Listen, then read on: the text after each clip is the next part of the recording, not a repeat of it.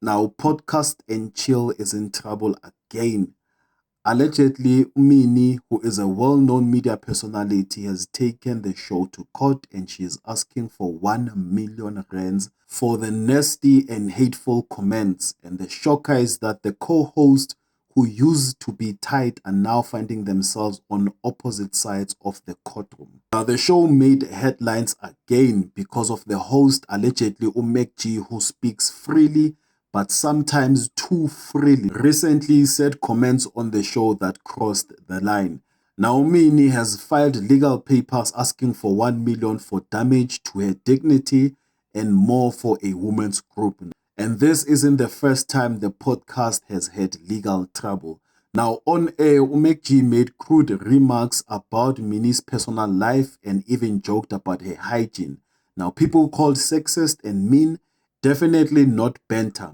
It hurt her and it violated her rights. So she is suing and asking for 1 million for herself and an extra for a women's organization. But this time around, Umekji is the one that is facing the legal claim directly, while Usol Penduga has been dragged into the drama, sometimes even blamed for supporting the remarks and not stopping them. Now, two things are happening here. It's one, online talk shows can be powerful, they shape opinions and reputation. And the second thing is that words have consequences. If a public figure's words damage another person's dignity, the law can step in.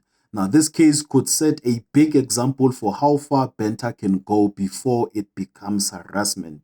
Now, people who make a living on shock radio and podcasts need to learn there's a line. Freedom of speech isn't a free pass to bully. If you are on a loud platform, expect your words to cost you, in reputation or in court. But also, the court must protect free speech where it's honest debate, not personal attacks.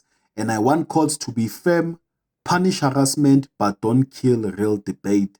The problem with Podcast and Chill is they often blur that line. And just a disclaimer, every name that I have mentioned is all alleged. So what do you think? Is this justice for a harmed person, or this was banter that was just misunderstood? What are your thoughts?